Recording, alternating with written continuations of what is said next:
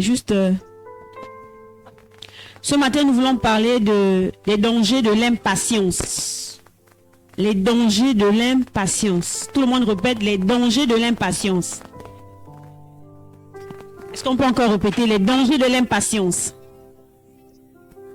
Encore les dangers de l'impatience. Alors, ce matin, c'est ça le thème. J'aimerais que l'on lise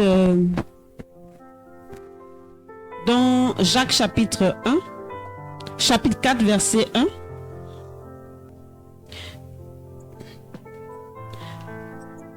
La Bible dit ceci. D'où viennent les luttes et d'où viennent les querelles parmi vous? N'est-ce pas de vos passions qui combattent dans vos membres? Je relis, la Bible dit.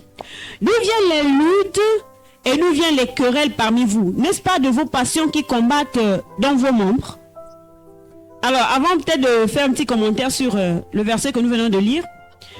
Déjà, pour comprendre l'impatience, c'est un sentiment d'irritation que l'on éprouve dans l'attente de quelque chose. C'est-à-dire que, bon, avec nos propres mots de jeunes, c'est lorsque on ne supporte pas d'attendre.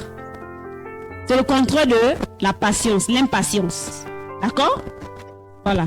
C'est-à-dire que lorsque je suis impatient, ça veut dire que je ne supporte pas attendre. Je ne peux pas attendre.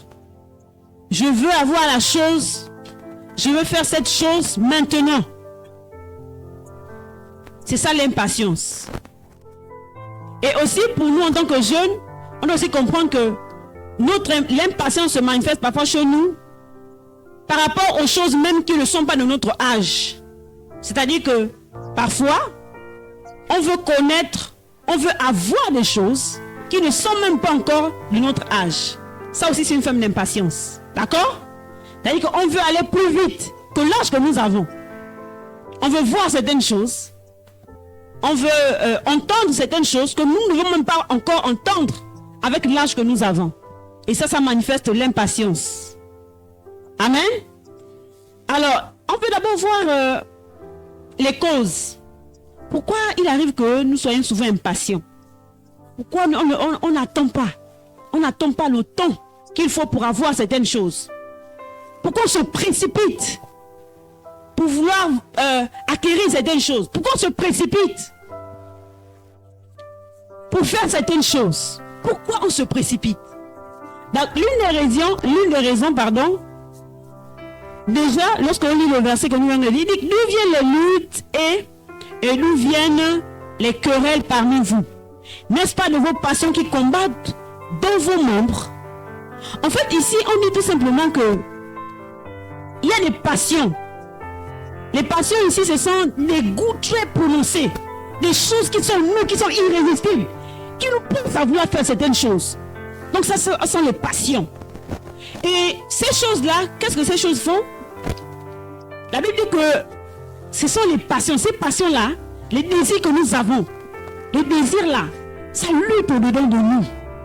Ce sont ces choses qui sont au-dedans de nous. Et c'est ça qui nous pousse à être impatients.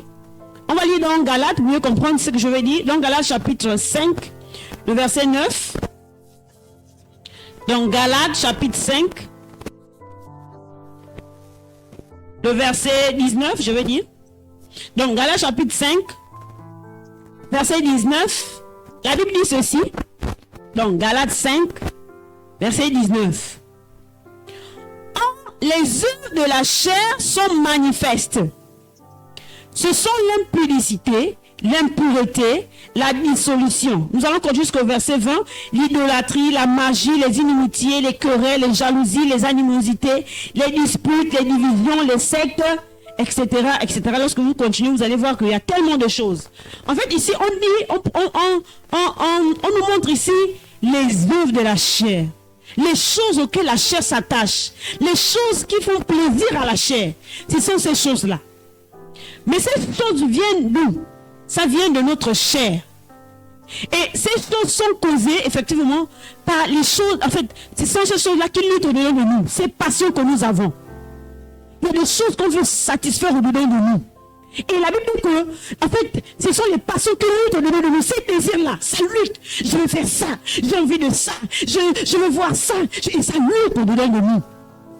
Et c'est dans ces choses-là qui nous poussent à être impatients. C'est-à-dire que, puisque ces désirs sont là, puisque nous voulons voir certaines choses, la chair a des désirs. La chair veut voir des choses. Mais ces choses-là sont encore en nous. Ces envies sont encore en nous. Mais pour que ces envies-là puissent se manifester, ça fait ce qu'on appelle, ça manifeste l'impatience en nous. Et ça fait que, puisque tu as envie de réaliser ça, tu as envie de voir quelque chose, tu as envie de faire quelque chose dedans de toi, ces envies de la chair, tu veux que ces choses-là puissent se faire. Et ça fait que, maintenant désormais, certains jeunes sont impatients. Ils n'arrivent plus à se contrôler. Ils veulent faire ces choses à tout prix. Et ça manifeste l'impatience. Ce sont ces passions-là. Donc, ils appellent les passions de la jeunesse, même dans la Bible déclare que fuir les passions de la jeunesse. Donc, on parle des passions de la jeunesse. On a envie de faire beaucoup de choses. Et parmi nous, là, il y a des gens qui ont des choses dans leur cœur. Si on pouvait poser la question à chacun, que dis-moi, qu'est-ce que toi tu veux? Tu veux avoir? C'est sûr qu'on entendait des choses terribles. Donc, je veux avoir une maison. Je veux avoir telle chose. Je veux avoir... Il y a tellement de choses. Et dans ces choses-là, parfois, il y a des choses qui n'ont rien à voir avec la vie que Dieu veut, ou bien la vie que Dieu a prévue pour toi en tant que jeune. Amen. Mais le problème ici, c'est quoi? C'est que ces choses-là se présentent à nous comme des urgences. Fais-le. Fais-le. C'est dans ta chair. Il faut que tu le fasses. Ça brûle en nous. Ça souffle en nous en tant que jeunes. Ça brûle. On veut accomplir de façon immédiate. Ça se présente en nous comme quelque chose de prioritaire. Ces choses-là, ces passions, ces hommes charnels-là. Tu as envie de dire non. Dès que tu ressens le désir de faire telle chose, ah non, je dois le faire. Tu ne cherches même pas à examiner. C'est-à-dire que ça veut t'enlever la capacité de réfléchir. Ça veut t'enlever la capacité de voir si cette chose est bonne ou pas. Mais les passions de la jeunesse, les passions, ces désirs, ces passions qui sont nous, qui combattent dedans de nous, ne veulent pas que nous puissions réfléchir si c'est bon ou c'est mauvais. Elles veulent seulement qu'on puisse les accomplir maintenant. Parce que demain, ce sera trop tard. Il faut que je fasse cela. Et ça ferme l'oreille à autre chose que l'on peut, que ce soit au conseil. Ça ferme l'oreille aux conséquences. Et ces choses nous empêchent d'avoir la sagesse. Ces choses nous empêchent de mettre le pied là où il faut. Et cela te fait croire que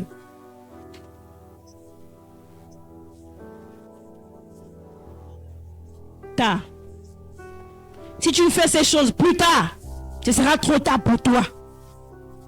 Si tu fais la chose là plus tard, en fait tu n'es rien devant les autres. Tu seras derrière. Mais le problème c'est que lorsqu'on regarde aujourd'hui, même les choses sur lesquelles on veut faire, les choses, ces passions-là, en fait on se rend compte que si on fouille bien, plusieurs de ces choses dans lesquelles nous sommes impatients, c'est les choses qui peuvent attendre. C'est les choses qui peuvent attendre.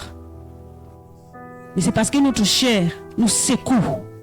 Les autres marchent dans un même sens. Et moi, si je marche dans un sens contraire, alors je risque d'être en marche.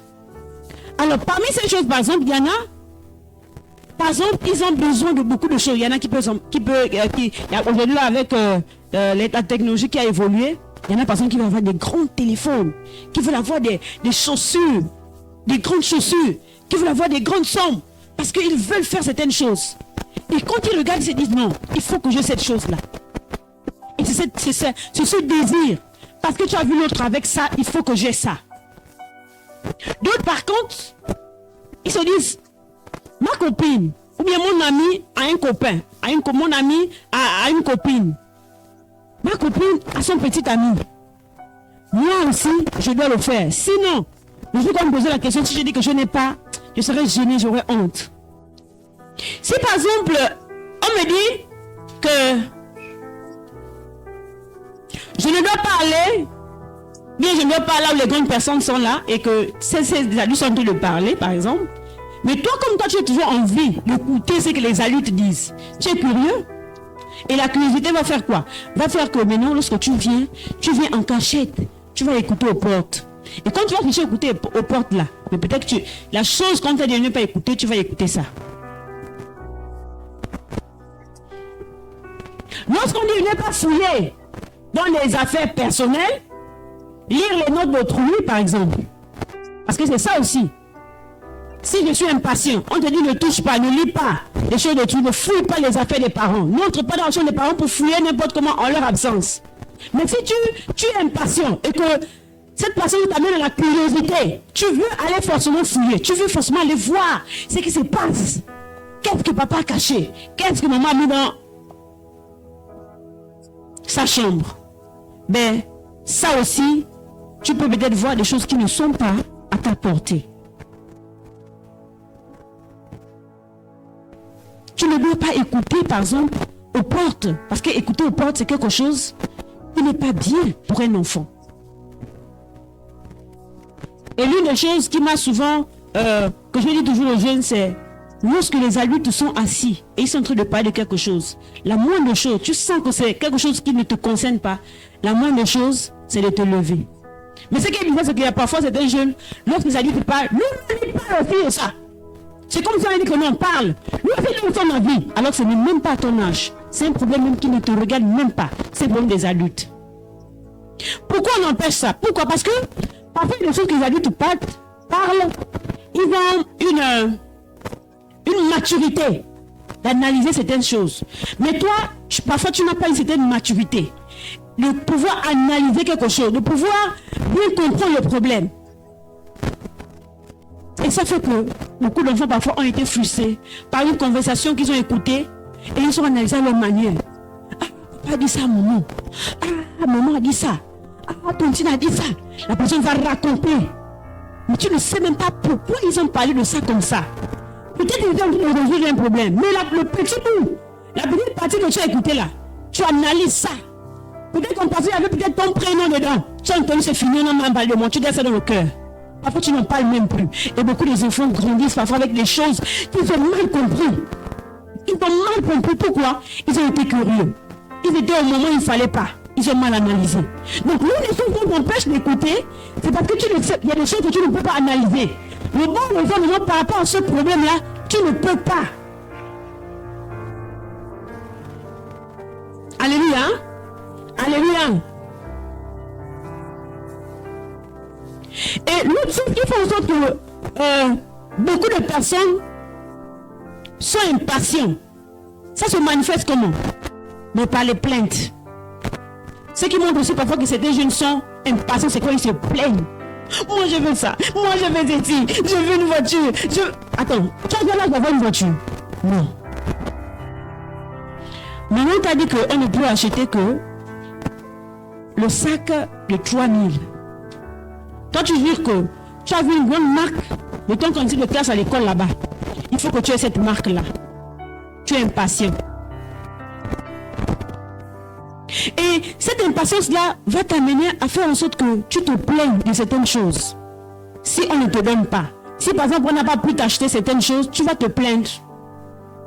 Tu vas te plaindre. Tu vas te frustrer. Tu vas garder la colère. Or, c'est pas ce que le Seigneur veut que nous puissions avoir. Alléluia. Dieu ne veut pas que ses enfants restent dans la colère. Dieu ne veut pas que ses enfants restent dans l'amertume. Et beaucoup de enfants sont frustrés parfois pour rien. Et le problème aujourd'hui avec les enfants, parce que certains enfants ne croient pas aux parents. C'est-à-dire qu'ils sont là, comme maman ou papa dit que ça, on ne peut pas en avoir. En fait, pour lui, tu ne peux pas dire ça. Tu ne peux pas dire qu'on ne peut pas. Donc, est-ce que vous croyez que parfois les parents peuvent manquer de l'argent? Qui croit que parfois les parents peuvent manquer de l'argent? Qui croit ça? Ah, les enfants ne croyaient pas. En fait, le problème, c'est que beaucoup de gens croient toujours que les parents ont tout. Ils ont tout. C'est comme ma petite fille, Idelaine. Pour elle, elle pense qu'on peut tout acheter. À chaque fois qu'on revient de l'école, à chaque fois, maman, achète-moi ça, achète-moi ça, achète-moi ça. Parfois, je dis que maman, je n'ai pas l'argent. Non, elle ne comprend pas. Et parfois, c'est comme ça que nous sommes. En fait, on s'est dit, on peut faire ça, on peut nous acheter ça. Pourquoi? Tu as vu comme ça avec les parents. Mais peut-être que les parents roseraient, tu as vu de l'argent comme ça. Peut-être que les parents roseraient pour quelque chose de plus important que ce que tu demandes en fait. Et l'une des choses qui fait que nous, en tant que jeunes, nous sommes impatients aussi, c'est parce que nous pensons aussi à nous-mêmes seulement. Nous sommes égoïstes. Tu penses que sur toi, il n'y a que toi. Si on achète à l'autre, non, on ne doit pas acheter l'autre. Et ça va créer la jalousie. L'impatience crée la jalousie lorsque l'autre en a. Parce que l'autre a ça, que ce soit à l'école, que ce soit à la maison. Parce que ton frère a eu ça, tu deviens du coup jaloux. Tu veux que toi aussi tu puisses avoir cela. Et pourtant on achète l'autre ça parce que l'autre était dans le besoin. L'autre avait besoin de ça. L'autre n'a pas de chaussures, on a acheté la chaussure. Toi tu as tes 3 paires, tu as tes 2 paires de chaussures. Tu veux que toi aussi on aurait dû t'acheter ça. Et ça crée la jalousie. Et tu vas être frustré, mais une frustration bête en fait. Parce que c'est une frustration qui n'a pas lieu d'être. Les parents ont acheté l'autre parce que l'autre n'en avait pas. Et le problème nous avec les gens, c'est qu'il faut que nous puissions comprendre. Il faut que nous puissions comprendre la logique. Ça t'a peut-être fait mal, mais dis-toi, l'autre n'en avait pas, on l'a acheté, ok, mon temps arrivera. Alléluia. Alléluia. On va lire dans Ecclésiaste chapitre 3, verset 17. Ecclésiaste. C'est dans l'Ancien Testament. Hier, les jeunes, je sais que vous avez fait un cours là sur ça. Hein? Hier, on vous a enseigné sur la Bible. Moi, j'écoutais, hein? Ecclésiaste chapitre 3, verset 17. Donc, normalement, vous devez vous trouver. Parce que hier, j'écoutais comment on vous enseignait. Verset 17. La Bible dit ceci. J'ai dit en mon cœur, Dieu jugera le juste et le méchant. Car il y a là un temps pour toute chose et pour toute œuvre. Alléluia. Il y a un temps pour toutes choses. Amen. Ça veut dire que si aujourd'hui tu n'as pas pu avoir ce que tu as, c'est que certainement dans quelques mois, demain après-demain, tu pourras avoir cela. Ton cœur doit rester tranquille et en paix. Amen. Ton cœur doit rester tranquille dans l'attente. Pourquoi? Parce que Dieu connaît ton cœur, il connaît tes besoins. Et Dieu sait au moment qu'il a prévu pour que tu puisses avoir cela. Mais toi, tu dois apprendre à compter sur Dieu. Amen. Tu dois apprendre à compter sur Dieu. Tu dois apprendre à être patient et être content de ce que l'autre a. Oui, parce que vous pouvez être aussi influencé par les autres. Dieu doit venir te montrer tout ce qu'il a pu avoir, ce que son père, ses parents ont pu acheter. Bénis le Seigneur, sois content pour lui. Mais ne rentre pas dans la jalousie, dans la haine. Et ne rentre pas dans les comparaisons. Parce que l'autre a eu, moi aussi je dois avoir. Est-ce que vos parents ont la même classe sociale? Est-ce que si son père est directeur, par exemple, de communauté, toi, ton père est directeur de communauté? Est-ce que si tes parents travaillent, est-ce que toi, tes parents travaillent? Mais c'est à toi de voir déjà ça. Et dire que moi, tu te dis, moi je fais par rapport aux moyens que l'on me donne. Et quand tu comprends ça, ton cœur est en paix. Donc, si tu comprends ça, tu comprends que vraiment, mon temps arrivera. Et lorsque mon temps arrivera, ce sera le bon temps. C'est pourquoi il dit qu'il y a un temps pour toutes choses. Alléluia. Donc moi, ce que je prie pour vous en tant que jeune, c'est d'apprendre à être patient. Ne rentrez pas dans l'impatience. Parce que quand on est impatient, on est poussé à faire beaucoup de choses. Des choses qui ne sont pas forcément bonnes. On est poussé par exemple à voler. Oui, il y a des gens qui veulent parce que quoi? Ils veulent avoir ce que l'autre a. On est poussé à mentir. À créer des choses pour que les parents donnent de l'argent. On est poussé à faire plein de choses. On est poussé à la convoitise. Je convoite, pourquoi? Parce que l'autre, il faut que j'ai ça, je dois avoir ça, je dois avoir ça. Non! Si les parents ont pu avoir à leurs enfants le riz parfumé avec la queue, mais toi, c'est le riz. On appelle comment? Mandjango, hein? Avec le mayara, mange ça. Et fait de manioc. Amen. contente-toi de ça. Pourquoi? Parce que parfois la pression de certains enfants peut pousser aussi les parents à faire de n'importe quoi. Il faut faire attention. Alléluia. Le fait que tu restes là, tu boudes, parce qu'il y a certains enfants, lorsqu'ils n'ont pas ça, ils vont faire comprendre ça de toutes les manières à leurs parents. Ils ne parlent plus, ils sont en train de bouder, ils se ferment dans leur chambre, ils font beaucoup de choses. Pourquoi? Parce qu'il faut qu'il ait cette chose-là. Si c'est le téléphone, il faut qu'il ait ce téléphone. C'est l'impatience qui amène à faire les caprices aussi de beaucoup des enfants. C'est des enfants qui ont des caprices. Pourquoi? Parce qu'ils sont impatients. Le parent dit qu'il ne peut pas t'avoir ça. Mais tu jures que tu ne manges plus, tu ne parles plus, tu ne fais plus telle chose, tu n'acceptes plus certaines choses. Et ça, c'est pas bon. Nous sommes des chrétiens, n'oublie pas que tu es un enfant de Dieu. Et tu dois être différent de ceux-là qui nous parlent d'habitude de venir à l'église. Tu dois être différent de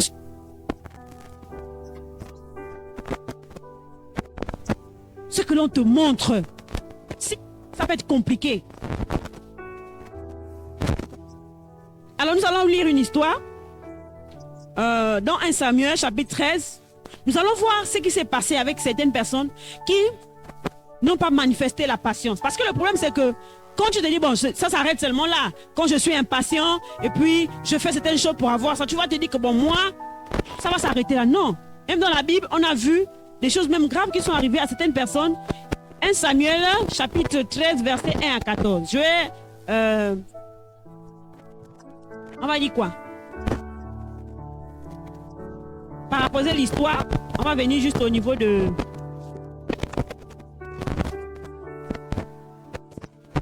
Amen. Donc je suis dans 1 Samuel chapitre 13. Alors, je vais essayer de raconter parce que c'est long. Alors, qu'est-ce qui se passe? C'est un roi, le roi Saül, d'accord? Qu'est-ce qui se passe avec ce roi?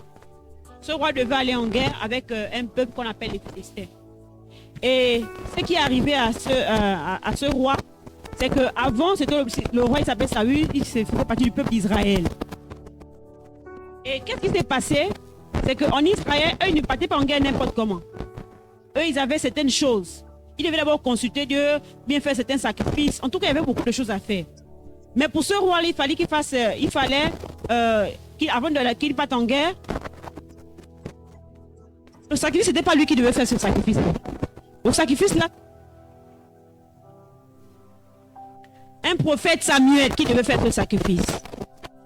Et pour que ce prophète fasse ce sacrifice, il fallait qu'il arrive, il fallait qu'ils attendent qu'il arrive. Et ils ont attendu. Parce que le prophète devait arriver, le prophète Samuel devait arriver pour que le sacrifice soit fait. Mais le roi Saül était là. Et il attendait le prophète parce que ce n'était pas lui de faire le sacrifice avant d'aller en guerre. Il a attendu. Il a attendu près de 7 jours. Il était impatient. Et autant qu'il attendait, ces soldats qui étaient avec lui commençaient maintenant à partir. Il était impatient. Il a dit non, moi là, je vais aller. Je vais faire le sacrifice. Ce n'était pas à lui de faire le sacrifice. C'était au prophète de faire le sacrifice. Nous allons lire. Maintenant, donc, je suis dans 1 Samuel chapitre 13. Nous allons, comme j'ai déjà raconté une bonne partie, nous allons lire verset 13. D'abord au verset 12. Bon, on va commencer au verset 10 parce que depuis le 1 c'est compliqué. On dit comme il achevait d'offrir, donc on parle là du roi Saül. Comme il achevait d'offrir l'holocauste, voici Samuel arriva et Saül sortit au devant de lui pour le saluer. Samuel dit, qu'as-tu fait? Donc, en même moment qu'il termine de faire le sacrifice, c'est là où le prophète arrive. Il n'a pas pu attendre. Au même moment, il n'a pas été patient. Et le prophète arrive pour dire que, qu'est-ce que tu as fait? C'était à moi de faire le sacrifice. Pourquoi tu as été impatient? Pourquoi tu n'as pas attendu? Au verset 11, Samuel dit, qu'as-tu fait? Saül répondit, lorsque j'ai vu que le peuple se dispersait loin de moi, que tu n'arrivais pas au terme fixé et que les Philistins étaient assemblés à Michmash, je me suis dit, les Philistins vont descendre contre moi à Gilgal et je n'ai pas imploré l'Éternel. Donc en plus de ça, il n'a même pas imploré Dieu. Il n'a même pas demandé. Oh, en Israël, souvent, ils imploraient Dieu. S'il fallait faire la guerre là ou ne pas faire. Mais il n'a même pas imploré Dieu. Et c'est que je me suis fait violence et que j'ai offert l'holocauste. Alors verset 13, Samuel dit à Saül, tu as agi en insensé. Tu n'as pas observé le commandement que l'Éternel, ton Dieu, t'avait donné. L'Éternel aurait affermi pour toujours ton règne sur Israël. Et maintenant ton règne ne durera point. L'Éternel s'est choisi un homme selon son cœur. Et l'Éternel l'a destiné à être chef de son peuple. Parce que tu n'as pas observé ce que l'Éternel t'avait commandé. Dieu l'avait demandé d'attendre. Mais lui-même, il était impatient. Il a vu tout ce qui se passe. Les agitations. Et c'est comme ça que parfois nous on fait. Parce qu'on voit que les autres, l'autre a son petit copain. Tu te dis que, ah non, je risque d'être en retard. Regarde, je suis encore jeune là. On me dit à l'église que, ou bien la parole de Dieu me dit que je vais attendre quand je vais me marier. Je vais attendre loin là-bas. Non, je vais d'abord aller goûter quand même. Je vais d'abord aller faire telle chose. Je vais d'abord aller voler. Parce que si on me dit ne pas voler, mais je vais vivre comment? Dans ta tête, ça va te mettre des bonnes raisons. Et c'est ça que Saül a essayé de faire. Il a montré qu'il avait raison. Les gens partaient. Les gens commençaient à partir. Et le peuple risquerait de venir m'attaquer. Parfois, l'impatience te montre que les raisons pour lesquelles tu le fais sont des bonnes raisons. Mais ce n'est pas le temps que Dieu a prévu pour toi. Alléluia. Ce n'est pas le moment que Dieu a prévu pour toi. Donc tu ne peux pas dire que non, cette raison-là. Non, mais moi j'avais fait. Je fais comment? Moi j'avais fait, je suis allé voler. Est-ce que c'est parce que tu as fait que tu as le droit de voler? Est-ce que la parole de Dieu te dit, t'autorise que ne vole pas, mais seulement lorsque tu as faim? Est-ce que la parole de Dieu te dit ça? Non. Donc, ça va te mettre des pensées. Ça va te mettre des fausses raisons. Des raisons qui vont te faire croire que, en fait, il va te conseiller, te dire que oui, c'est bien. En tout cas, regarde, tu as raison, regarde. Tu as fait ça parce que, regarde, les autres ont les copains, les autres ont les copines. Mais si tu ne fais pas ça, tu seras. Et puis, pour toi, tu gardes ça comme une raison. Mais des raisons qui n'ont rien à voir avec la Bible. Des raisons qui conduisent Dieu en enfer. Mais Dieu ne veut pas que l'on puisse se baser sur les raisons du monde. Parce que les raisons du monde, c'est les raisons qui donnent la pression pour pécher. Alléluia. Ça va te mettre la pression pour pécher. L'impatience met la pression. C'est tout de suite. Fais-le maintenant. C'est ce que l'impatience fait. Ça te pousse à pécher. Et c'est maintenant après que lorsque tu auras commis ce péché, que toi tu vas réaliser que mais donc c'était pas bien. Le problème avec les passions ou encore les désirs, c'est quoi? Le problème c'est que ces désirs ne se terminent pas. Ça je vous le dis déjà. Parce que beaucoup de jeunes pensent que parfois, si aujourd'hui il a par exemple volé, bien si il a volé par exemple de la nourriture, parce qu'il faut aussi parler à Dieu. S'il a volé la nourriture, ou bien s'il a eu un petit ami, un petit copain, il s'est dit que ce désir-là sera déjà fini. Je sors avec ce jeune homme-là et puis c'est fini. Non, je vous dis déjà. Ces désirs vont toujours être là, ça va être là, ça va être là. Le problème c'est quoi? Le problème c'est que lorsque tu es dans ces désirs-là, que tu es en train d'accomplir ces désirs alors que ce n'est pas le moment pour toi, en fait tu es en train de pécher et tu es en train d'ouvrir ta porte pour l'enfer. Est-ce qu'on comprend ça? Et c'est ce qui s'est passé avec Saül. Il y a des raisons. Les gens vont arriver m'attaquer. Mais non, après, les gens sont en train de partir. Ceux qui sont avec moi sont en train de partir. Il fallait que je puisse faire le sacrifice. Alors que ce n'était pas à lui de faire cela. Et la Bible dit ceci, que et maintenant, ton règne ne durera point. Or, vous savez, lorsqu'il y a des rois, c'est au fur et à mesure. Une fois qu'il est dans une nation, il y a un roi, c'est-à-dire que celui qui va le succéder, ce sera toujours les membres de sa famille. Mais à partir de cette désobéissance, à partir de cette impatience, parce qu'il était impatient, mais à un moment donné, qu'est-ce qui s'est passé? Dieu lui a dit que c'est fini. Donc, il ne va plus durer. Tu es à ta lignée, c'est-à-dire que tu ne vas plus, il n'y aura plus de gens qui vont succéder dans ta famille pour la royauté. Donc, il a perdu cela à cause de l'impatience. Regardez aussi dans l'histoire dans Genèse, on connaît l'histoire là.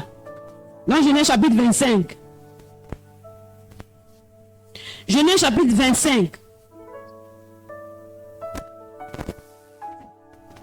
C'est aussi quelqu'un qui était impatient comme ça. Et il est tombé dans les choses qu'il a regretté toute sa vie. Chapitre 25, verset 29. Genèse chapitre 25, à partir du verset 29 à 34. On parle ici de Jacob et Ésaü. On connaît l'histoire de Jacob et Ésaü. L'histoire de la nourriture.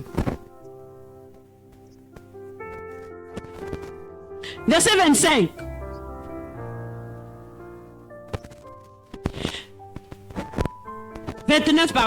Verset 29, donc ce chapitre 25, verset 29. Comme Jacob faisait cuire un potage, Ésaü revint des champs accablé de fatigue. Ésaü dit à Jacob, laisse-moi, je te prie, manger de ce roux-là, car je suis fatigué. C'est pour cela qu'on a donné à Ésaü le nom d'Édom. Jacob dit, vends-moi aujourd'hui ton droit d'aînesse. Ça veut dire quoi? Ça veut dire qu'il arrive, il est fatigué. C'est Ésaü qui quitte à la chasse. Il arrive, il est fatigué. Et quand il arrive, il trouve son frère en train de cuisiner un bon plat. Oh là là, un bon plat. Oh délicieux, il avait faim. Il dit à son frère, pardon, moi aussi j'ai faim, j'ai envie de manger. Le frère profite, dit, ah, bon, il faut qu'on s'arrange, on s'accorde. C'est toi qui es le grand frère. Maintenant, fais que, si tu veux que je te donne ça, il faut d'abord renoncer au fait que tu sois le grand frère. Désormais, c'est déjà moi l'aîné. Il dit désormais, c'est déjà moi l'aîné. Si tu acceptes, je te donne ma nourriture. Ah, tu es le petit frère.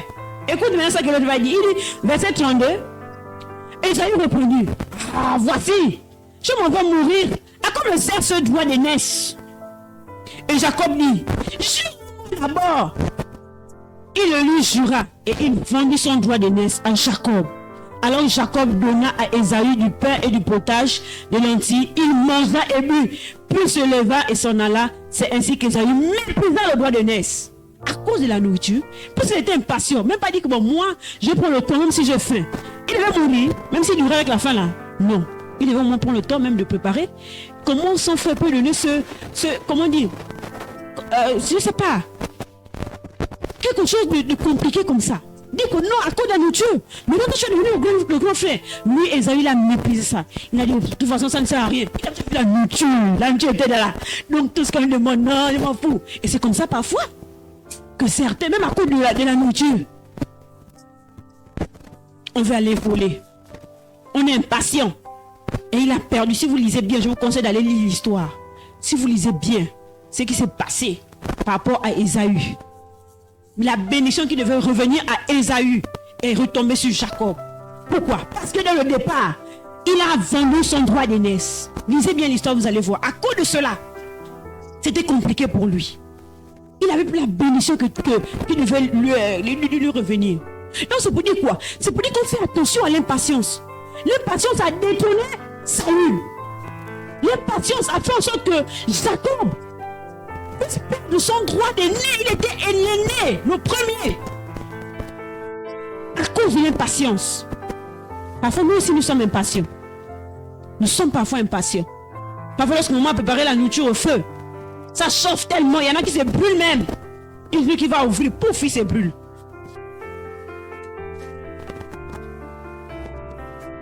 C'est pour dire ce matin, jeunes, s'il vous plaît. L'impatience a des conséquences graves. Beaucoup ont eu des maladies. Parce qu'ils ont été impatients. Le sida, que ce soit des maladies sexuellement transmissibles. Ils ont eu ça. Il y en a qui ont même eu je ne sais pas. Ils ont eu un héritage diabolique. Parce qu'ils ont été impatients. Il y en a qui ont eu des choses, je me rappelle, et ça, je bénis Dieu parce que Dieu m'avait préservé de cela. Vous savez, l'impatience peut amener certaines personnes loin. J'étais encore très jeune, et puis, il y avait, à la poste à l'époque, il y avait des gens parfois qui faisaient des erreurs. Donc, dans la boîte postale, parfois, les gens mettaient l'adresse, ils s'étaient trompés. Et puis, ça faisait que parfois, là où j'étais avec ma tante, donc, son adresse, parfois, elle prenait tout ce qui était dans la boîte, et puis, elle dépose à la maison. Donc, il y avait des adresses des gens qui étaient trompés, mais c'était venu dans sa boîte. Ce que je me rappelle, c'était un monsieur, il envoyait à son frère dans un autre pays. Et c'est comme ça que j'ai été curieux. J'ai dit non, je vais d'abord voir ça. Je ouvre l'enveloppe. Puis il y avait des signes bizarres. J'ai dit, ah, ça c'est qu'elle a fait. C'est pas normal. J'ai vite fermé ça. Et j'ai compris que là, j'étais curieuse. J'étais impatiente. En fait, ça c'était même, c'est-à-dire que notre impatience peut faire en sorte qu'on peut toucher les choses qu'il ne faut même pas toucher. La curiosité là va te faire toucher des choses que normalement, tu ne dois pas toucher à ça. Tu dois même pas le droit. Tu vas toucher à ça. L'impatience va nous amener même à ne pas écouter les conseils des parents. Et je me rappelle un des conseils que m'avait donné là où je vivais avec ma tante. Lorsque nous étions en 6e, il y avait des groupes de jeunes dans la ville. Et ils partaient pour prendre certains jeunes, pour que les jeunes là soient dans une organisation. Et ils disaient que non, c'était pour des projets et tout et tout. Et puis, on venait prendre parmi les meilleurs dans chaque établissement, des chefs de classe et autres. Et je me rappelle que j'étais parmi les gens qu'on avait pris. Et puis, on disait que nous, il y avait des réunions. On se retrouvait au niveau en tout cas d'une salle de la place. La vie de mon Dieu. J'étais en 6e, très jeune. Mais quand on arrive, on n'était pas nombreux déjà, hein. Mais il y avait des étudiants qui revenaient de Libreville et tout et tout. Oh non, c'est pour les projets et tout et tout et tout et tout. Déjà cette réunion-là, ça m'avait quand même... Bon, je n'ai pas senti qu'il y avait quelque chose de bon dedans. Et quand j'arrive, j'explique. Il faut toujours en parler. C'est pourquoi la dernière fois, le pasteur disait qu'en parler, tout ce que vous faites, parler. J'ai dit, heureusement que j'avais en parlé à ma tante. J'ai dit non, nous on avait la réunion et tout, c'était un groupe de jeunes et tout. Et ma conseil m'a dit qu'attention, il y a des gens qui recrutent les jeunes dans des sectes, en tout cas dans des sectes, dans des choses occultes. Il faut faire très attention. Il y a des réunions, il faut faire attention, il ne faut jamais aller, il ne faut jamais assister. Et j'ai béni le Seigneur, c'était la dernière réunion que j'avais assistée. Je suis quitté de là, parce qu'elle m'avait parlé, j'ai écouté. Mais aujourd'hui, je vois un des jeunes qui était dans cette organisation. Je le vois, une fois je l'aperçois à Franceville. Mais tu sens qu'il n'est plus lui. Il n'est plus ce jeune. Le jeune là qu'on a connu là, le jeune là, il est perdu complètement. Mais je me dis, Seigneur, mais merci. Parce que si je ne l'avais pas écouté. Et comme disait l'apôtre la dernière fois que c'était jeune, parfois garde les choses. Il garde, il se dit que non. Il faut que, même si tu as peur, mais dis, parce que tu ne sais pas le conseil. L'adulte qui est là, c'est quelqu'un qui a déjà vécu des années avant toi. Il connaît un peu certaines choses. Mais parfois tu penses que tu es sage, tu connais tout. C'est faux. On ne connaît pas tout, nous sommes jeunes. Il ne faut pas que ça donne le monde pour penser que non, nous on connaît tout, en tout cas rien ne va nous arriver. Il faut qu'on en parle toujours. À un adulte de votre famille et parents, surtout aux parents, bien aux responsables d'église, que on est amené là-bas. Tu as voulu partir, tu as voulu voir ce qu'il fait. Comment il fait pour avoir de l'argent? Et cette impatience-là, le fait que tu as voulu avoir de l'argent, t'a entraîné dans quelque chose, vraiment que tu es aujourd'hui là, c'est peut-être des problèmes. Ça peut entraîner des gens en prison. Parce que tu as accompagné ton ami. Ce jour-là, tu n'as même rien fait. Mais parce que tu as accompagné seulement. Le fait que tu as accompagné, peut-être à quelque chose de pas bien, voilà, maintenant viens t'attraper, tu vas en prison. Beaucoup de personnes ont eu des problèmes. Parce qu'ils se sont retrouvés au mauvais moment, au mauvais endroit. Pourquoi? Parce qu'ils n'ont pas écouté les conseils, ils étaient impatients. Ils voulaient vivre les choses comme ils veulent. Alors que Dieu veut que nous puissions avoir la sagesse en tant que chrétiens. Avant de faire quelque chose, tu pries d'abord. Et tu n'es pas convaincu. Le Saint-Esprit va te mettre à cœur si c'est bon ou c'est pas bon. On ne marche pas comme ça. Le monde là qu'on voit là, le monde là, c'est pas quelque chose que... C'est pas les gens marchent comme ça. Non, il y a des gens qui réfléchissent. Il y a des agents de Satan qui font tout pour amener un plus grand nombre en enfer. Dehors là, il y a des agents jeunes même, des jeunes. Il y a même des agents qui sont très jeunes pour pouvoir les embarquer, amener en enfer, pour qu'ils soient des saints agents. Je suis trop beau quoi. Il faut qu'on puisse me désirer quand même. Mais parfois tu vois le miroir là, tu te dis, oh là là, mais je suis une belle fille. Hein? Ah mais je suis un beau garçon. Il faut qu'on court après moi. Qui vous a dit que parce qu'on est beau, on est belle, on doit forcément courir après toi? Attends le temps de Dieu. Alléluia. Avec que Joseph était beau de figure, il était mignon, comme vous entendez là. Mais il a dit, moi, je crains Dieu. On peut être beau et belle, mais craindre Dieu. Alléluia. On peut être... C'est même ce qui fait la beauté de quelqu'un. Lorsqu'il a la crainte de Dieu, ça fait ta beauté. Lorsqu'un jeune homme, lorsqu'une jeune fille est belle, lorsqu'un jeune homme est beau, ça fait que tu sois beau. C'est-à-dire que quand tu regardes, on soit la beauté. Et cette beauté-là, c'est pour la gloire de Dieu. Alléluia. Et Joseph a fui, malgré qu'il était beau de figure, beau de taille. Il a dit, moi je ne paye. Il dit, comment pécherai-je contre mon Dieu? Comment je vais pécher contre mon Dieu? Il n'était que Dieu là-bas. Il pouvait faire comme il veut. Mais il a dit, jamais. Moi je crains Dieu. Dieu me voit. Et il est sorti, on l'a accusé. On l'a accusé là même jusqu'à ce que vous connaissez l'histoire de Joseph. Jusqu'à ce qu'on l'a même amené en prison. Il a dit, jamais. Moi là, je ne connais pas ça. Et après quoi? Dieu l'a élevé. Dieu l'a élevé. Donc, l'une des choses qui fait en sorte que tu résistes aux passions de ce monde, que tu supportes peut-être les difficultés que tu traverses, c'est qu'à la fin, le Seigneur va te récompenser. À la fin, le Seigneur a récompensé Joseph. Alléluia. Et il faut savoir que lorsque tu es patient, Dieu te bénit en retour. Regarde donc Proverbe chapitre 10, verset 28. Nous sommes déjà presque à la fin. Proverbe chapitre 10, verset 28.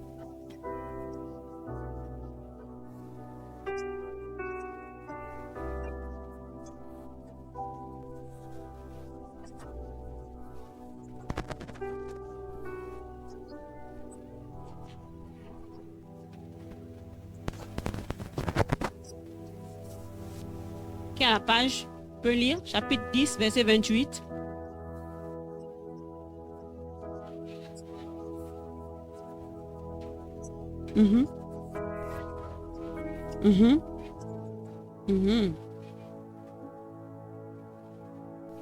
Ah, l'attente des justes n'est que joie. Lorsque tu attends le temps de Dieu, comme on a dit, chaque chose a son temps. Tu verras, il y aura de la joie à la fin. Alléluia. Il y aura de la joie à la fin. Romains 12, verset 12. Nous allons lire 2 derniers versets, après nous allons prier. Romains 12, verset 12.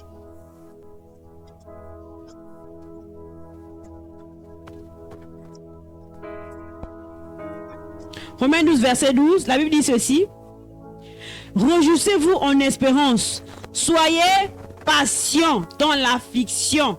Persévérez dans la prière. Soyez patient.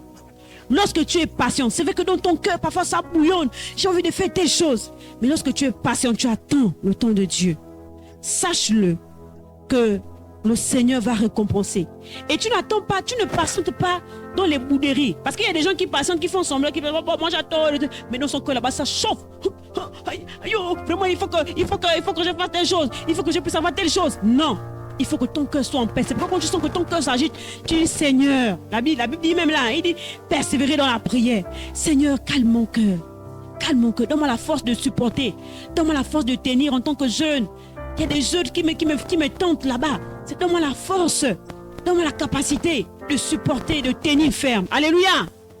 Et l'une des choses aussi qu'il faut savoir, c'est que lorsque nous, en tant que chrétiens, parce que vous êtes des chrétiens, et l'autre chose que vous attendez, qui doit vous davantage faire en sorte que vous soyez patient, c'est le retour de Jésus. Ah, soyons patients. Alléluia.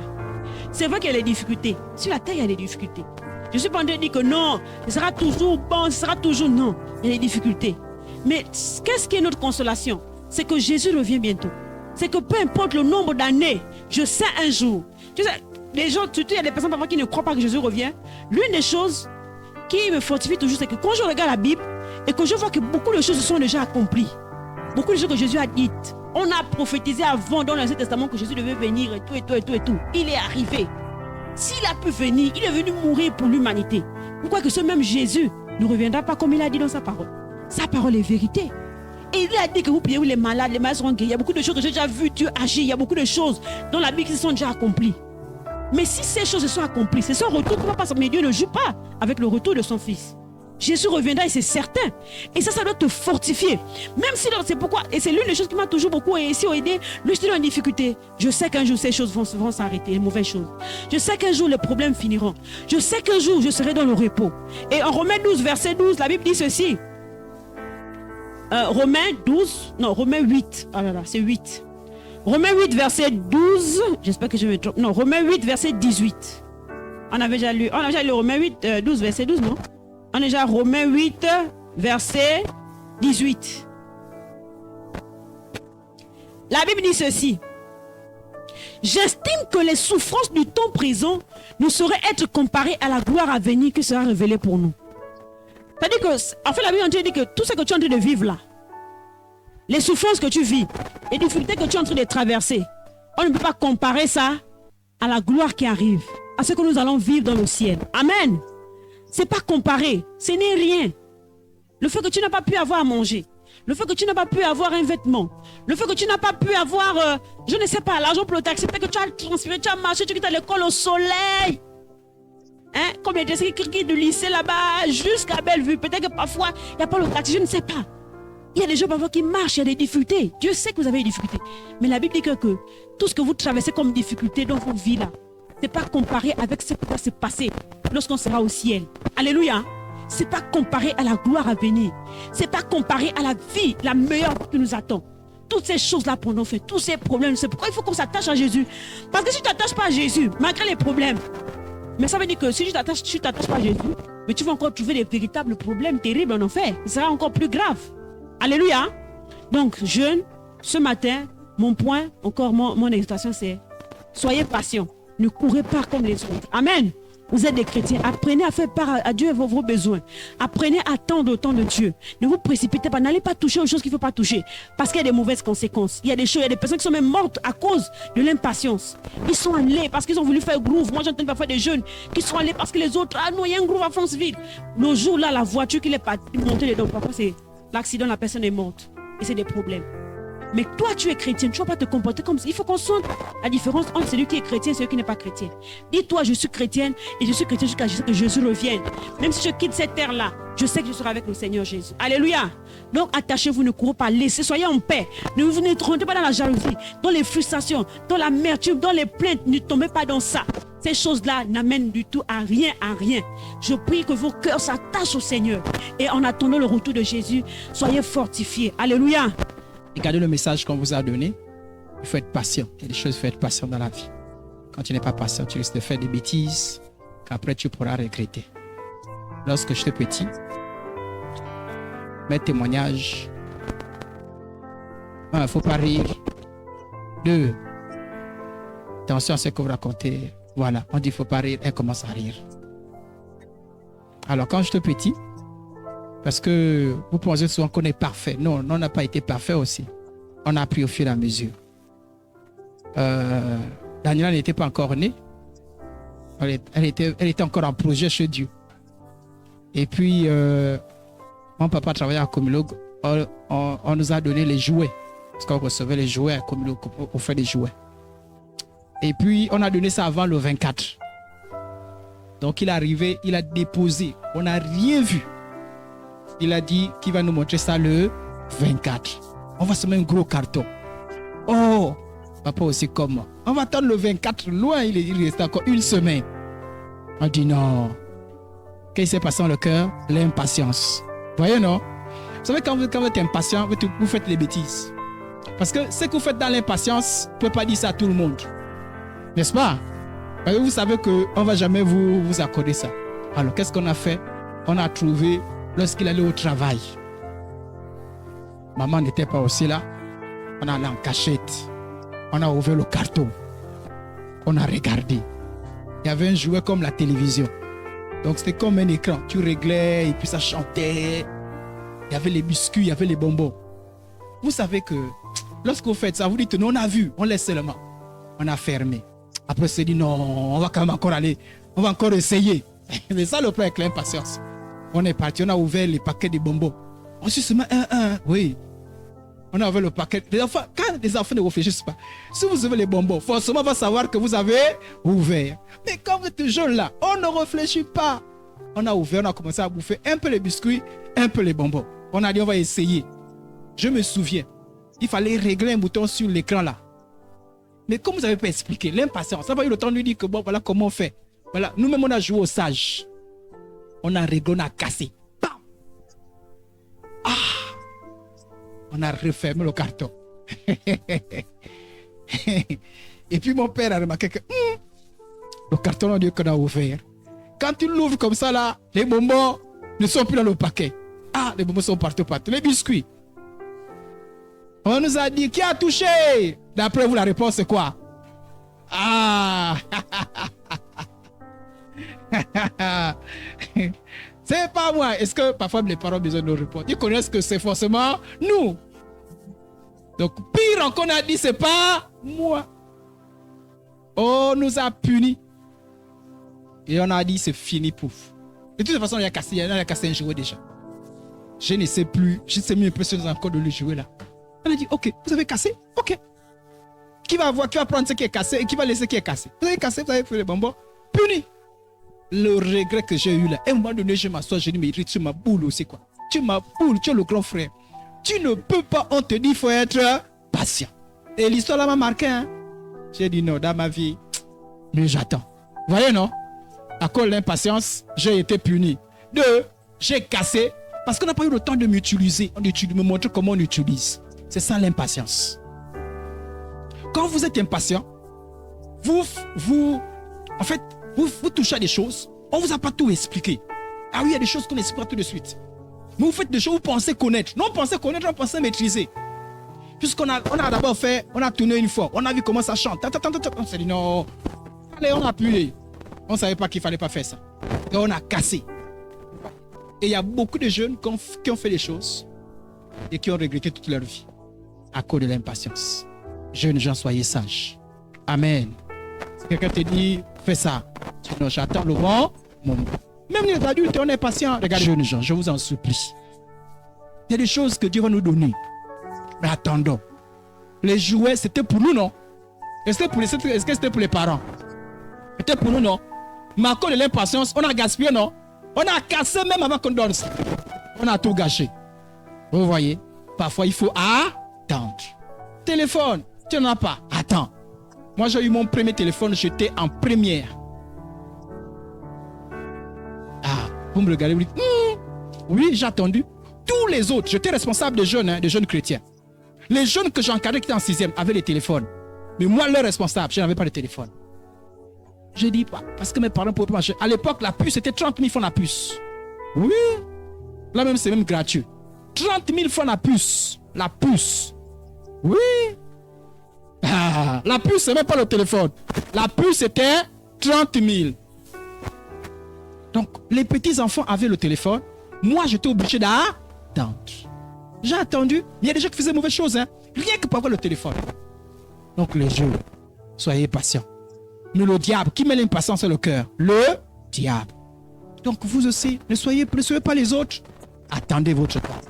Il y a un temps, vous aurez l'argent. Il y a un temps, vous allez vous marier. Il y a un temps, vous aurez votre maison. Il y a un temps, vous serez libre. Il y a un temps pour toutes choses. Que Dieu vous donne la sagesse au nom de Jésus. Est-ce qu'on peut prier? Seigneur, je te bénis, je te rends grâce. Merci pour cette exhortation. Tu nous as parlé ce matin en tant que jeunes. Je prie, Père, que nos cœurs soient portés vers toi. La Bible dit que affectionnez-vous des choses d'en haut. Je prie que tous ces jeunes s'affectionnent aux choses d'en haut. Des choses où tu es glorifié. Des choses où tu es honoré. Pardon, Seigneur, toutes les fois que, Seigneur, ces jeunes sont rentrés dans des choses qui ne t'honorent pas. Pardon pour l'impatience dans les cœurs. Pardon, Seigneur, pour des choses que nous avons voulu avoir par des mauvais moyens. Seigneur, pardon pour le vol, pardon pour le mensonge, pardon pour l'impudicité. Pardon, Seigneur Jésus, pour les jalousies. Pardon pour les rancœurs. Pardon pour toutes ces mauvaises choses, Seigneur Jésus, que l'on a faites alors que l'on était impatient. Mais je prie que tu aides chaque jeune à marcher selon toi, à attendre le bon temps, à être patient, Seigneur. Et Seigneur Jésus, à apprendre à compter sur toi, à savoir que tu es celui-là qui pourvoit aux besoins. Oui, Seigneur, tu pourvois aux besoins. Que lorsque chaque jeune a un besoin, qu'il apprenne à crier vers toi, à te demander, Seigneur, et qu'il apprenne, Seigneur, à savoir que tu es celui-là, Seigneur, qui bénit la patience, qui bénit celui-là qui marche selon tes voies. Je prie que tu le gardes dans le creux de ta main. Merci, Seigneur, au nom de Jésus. Amen. Mettez la main au niveau du cœur. Mon Père, mon Dieu, je me joins à ta servante pour prier. Enlève l'impatience dans les cœurs. Seigneur, enlève la mauvaise semence du diable. Que toute sémence d'impatience dans les cœurs soit détruite au nom de Christ Jésus de Nazareth. La Bible dit que ce que Dieu n'a point sémé sera déraciné. Je prie pour tous ces jeunes, Seigneur, qui étaient peut-être animés des pensées d'impatience, des sémences d'impatience. Je prie au nom de Jésus que ces semences soient détruites. Et par le miracle du Saint-Esprit, implante dans le cœur la patience et la sagesse pour prendre les bonnes décisions, pour faire des bons choix, pour attendre le temps convenable et pour faire les choses de la bonne manière. Seigneur, je bénis ces jeunes. Préserve du mal, des pièges du diable, des mensonges de Satan. Merci pour ta fidélité. Mon Dieu, reçois la gloire au nom de Jésus. Amen. Ok.